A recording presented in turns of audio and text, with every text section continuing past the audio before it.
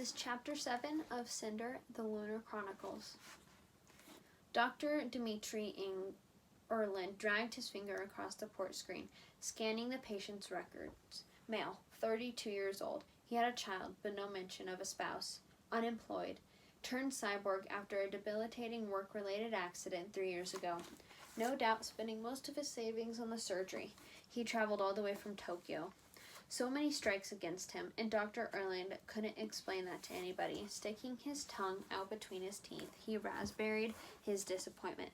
"What do you think, doctor?" said today's assistant, a dark-skinned girl whose name he could never recall, who was taller than he was by at least 4 inches. He liked to give her tasks that kept her seated while she worked. Dr. Erland filled his lungs slowly, then released them all at once, changing the display to the more relevant diagram of the patient's body. He had a mere 6.2% makeup, his right foot a bit of wiring, and a thumbnail-sized control panel embedded in his thigh.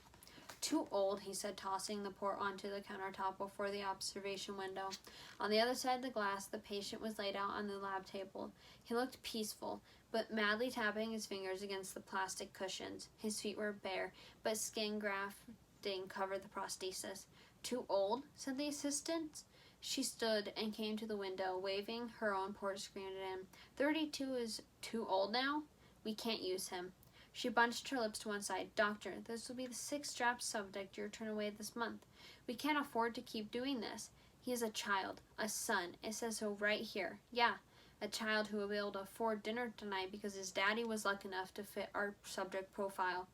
To fit our profile? With a 6.4% ratio, it's better than testing on people. She dropped the port screen beside a tray of petri dishes. "You really want to let him go?" Dr. Erland glanced into the quarantine room, a growl of human humming in the back of his throat. Pulling his shoulders back, he tugged down on his lab coat. "Placebo him." "Placebo? But he's not sick." "Yes, but if we don't give him anything, the Treasury will wonder what we're doing down here. Now give him a placebo and submit a report so he can be on his way."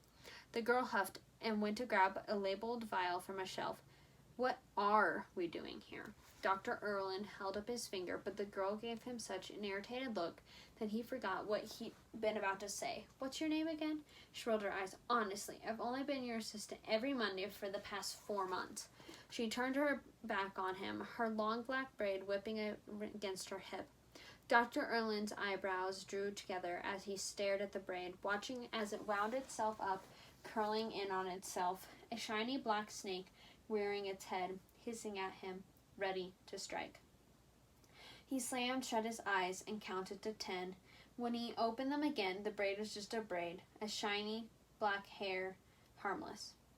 Pulling off his hat, Dr. Erland took a moment to rub at his own gray hair, and considerably less full than his assistant's. The visions were getting worse. The door to the lab room opened. "Doctor?" He jolted and stuffed his head back into the hat. "Yes," he said, grabbing his port screen. Lee, another assistant, lingered with his hand on the doorknob. Dr. Erland had always liked Lee, who was also tall, but not as tall as the girl. "There's a volunteer waiting in 6D. Someone they brought in last night." "A volunteer?" said the girl. "It's been a while since we've had one of those." Lee pulled a port screen from his breast pocket. "She's young, too, a teenager. We haven't run her diagnosis yet, but I think she's going to have a pretty high ratio, too. No skin grafting." Dr. Erland perked up, scratching his temple with the corner of his port screen. "A teenage girl, you say? How?" He fumbled for an appropriate descriptor. "Unusual? Coincidental? Lucky?" "Suspicious," said the girl, her voice low. Dr. Erland turned, found her glowering, bearing down on him. "Suspicious? Whatever do you mean?" She perched against the edge of the counter, diminishing her height so she was eye level, but she still seemed intimidating with her folded arms and unimpressed scowl. "Just that you're always more willing to placebo the male cyborgs that come in, but you perk right up when you catch word of a girl, especially the young ones." He opened his mouth, closed it, and then started again. "The younger, the healthier," he said. "The healthier, the fewer complications we'll have. And it isn't my fault that the draft keeps picking up on females." "Fewer complications, right. Either way, they're going to die." "Well, Yes, well, thank you for the optimism. He gestured to the man on the other side of the glass. Placebo, please. Come join us when you've finished. He stepped out of the lab room. Lee at his side cupped a hand around his mouth. What is her name again? Fatine. Fatine. I can never remember that. One of these days, I'll be forgetting my own name. Lee chuckled, and Dr. Erlin was glad he'd made the joke. People seemed to overlook an old man losing his mind if he occasionally made light of it. The hallway was empty, save for 2 medroids lingering by the stairwell, awaiting orders. It was a short walk to lab room 60. Dr. Erlin pulled a stylus from behind his ear and tapped at his port, downloading the information Lee had sent him. The new patient's profile popped up. Lynn Cinder, licensed mechanic, ID number 0097917305, born the 29th of November, 109 TE, 0 media hits, resident of New Beijing, Eastern Commonwealth, ward of Lin Audrey. Lee opened the door to the lab, tucking the stylus back behind his ear. Dr. Erlin entered the room with twitching fingers. The girl was lying on the table on the other side of the viewing window. The sterile quarantine room was so bright he had to squint into the glare. A medroid was just capping a plastic vial filled with blood and plucking it into the chute, sending it off to the blood lab. The girl's hands and wrists had been fastened with metal bands. Her left hand was steel, tarnished and dark between the joints, as if it needed a good cleaning. Her pant legs had been rolled up to her calves, revealing 1 human leg and 1 prosthetic. Is she plugged in yet? He asked, slipping the port into his coat pocket. Not yet, but look at her. Dr. Erlin grunted, shaving off his deployment. Yes, her ratio should be impressive, but it's not the best quality, is it? Not the exterior, maybe, but you should have seen her wiring. Auto control in a 4-grade nervous system. Dr. Erlin quirked an eyebrow, then lowered it just as fast. Has she been unruly? The medroids had trouble apprehending her. She disabled 2 of them with a belt or something before they were able to shock her system. She's been out all night, but she volunteered.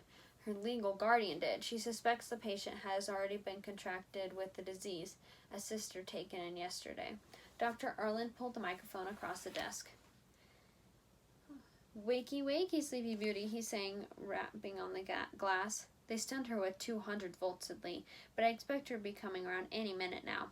Dr. Erlin hooked his thumbs to his coat pocket. Well, we don't need consciousness. Let's go ahead and get started. Oh, good, Fatine said at the doorway.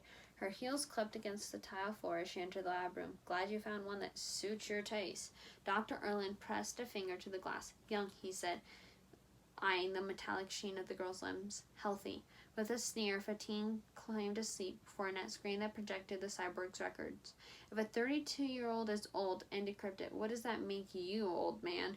Very valuable in the antique market. Dr. Erlin lowered his lips to the mic. Med, ready the ratio detector, if you please.